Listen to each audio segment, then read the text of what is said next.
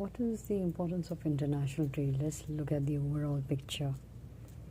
We know a part of GDP expenditure equation, that is income is equal to consumption expenditure plus investment expenditure, and that is into two parts. One is a fixed and the other is the change in stock, closing stock minus opening, that is the raw materials, the work in progress, etc. So this is investment expenditure which are incurred by the firms. This is the government expenditure for consumption expenditure on goods and services for its welfare, the welfare. And also the other one, that is it has government corporations also there. Plus we have what is known as net export, that means export minus imports. Now the negative values of net exports, that is trade deficits, are not necessarily bad. International trade enhances happiness. It benefits all, that is. That can be explained by an example, say A and B. So A and B individuals countries start with $100 each.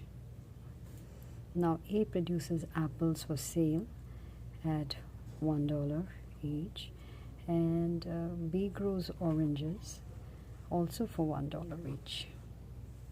Now A wants 30 oranges, so that is imports. So A imports 30 oranges from B, and B wants 20 apples from A, that is imports 20 apples. So that's why A exports around 20 apples and B exports around 30 oranges. So that's the terms of trade, as you see. In terms of trade deficit, now what happens? We find that he has a deficit of $10, and in terms of trade surplus, he has a surplus of $10. Now for us, A is worse off than B. Now each of them started with $1.50 worth of fruit.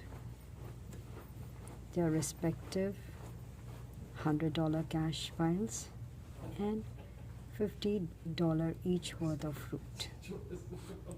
So here also it's $100 cash and $50 worth of fruit. So A has a trade deficit of $10. So according to us, A is worse off than B, according to this example.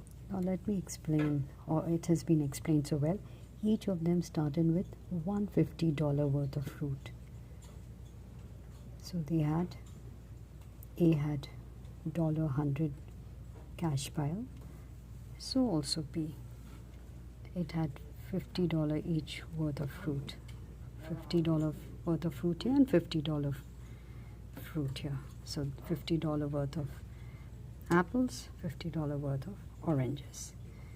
When they finish, they still have $150 worth of stuff. Now how? Let's see. Let's take A now has $90 cash plus $30 worth of apples plus $30 worth of oranges. B has $110 cash, $20 worth of oranges and $20 worth of apples. Is that right? Both are happier in trade. If not for trade, A would be stuck with eating only apples and B only with oranges. So they have now variety, and this is based on comparative advantage.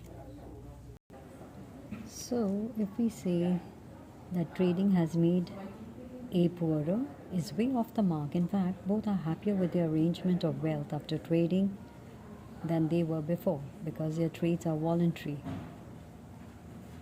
So suppose if the apple guy would have been happier keeping his initial $100 cash and 50 apples, he wouldn't have traded for oranges, and the same goes for the orange guy. So,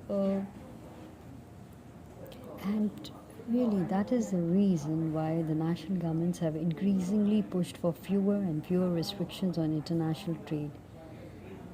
This free trade movement has resulted in hundreds of millions of new jobs and a vast improvement in living standards and happiness, because people all over the world are free to trade and buy whatever it is that makes them happiest, even if that means buying from another country. And well, that was written so many years ago by the English economist David Ricardo, who developed this argument known as comparative advantage of trade way back in 1817 as a forceful rebuttal against the British import tariffs known as the Corn Laws, which heavily taxed imports of foreign-grown grain flowing into the United Kingdom. These laws kept the price of grains high, etc. So he pointed out that that based on the comparative advantage, it would help to encourage countries to specialize in the production of goods and services that each of them could produce at the lowest opportunity cost in terms of other goods and services foregone.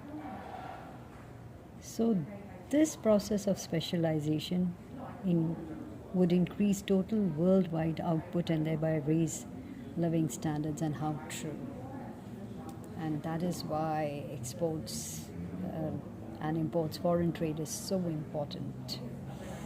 So I hope you've understood this, that exports and what we're getting it is trade deficit necessarily is not bad. So the advantage of free trade, what happens? In free trade, each country specializes in its areas of comparative advantage and trades with other countries for goods and services it desires to consume, and it becomes a win-win situation for sure. So this is a small example explaining how trade deficits always are not bad, and trading brings about variety, and it helps to put resources where they are easily available, bringing down the cost of production. So I hope you like this class. What I want you to do is just copy this, make this particular